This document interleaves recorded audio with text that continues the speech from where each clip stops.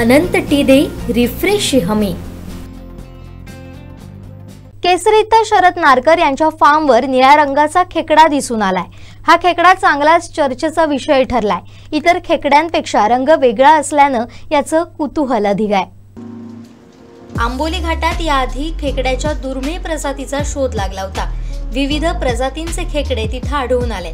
निसर्ग अभ्यासक वन्यजीव प्रेमी तेजस ठाकरे यांनी एका खेकड्याच्या दुर्मिळ प्रजातीचा शोध इथे घेतला होता।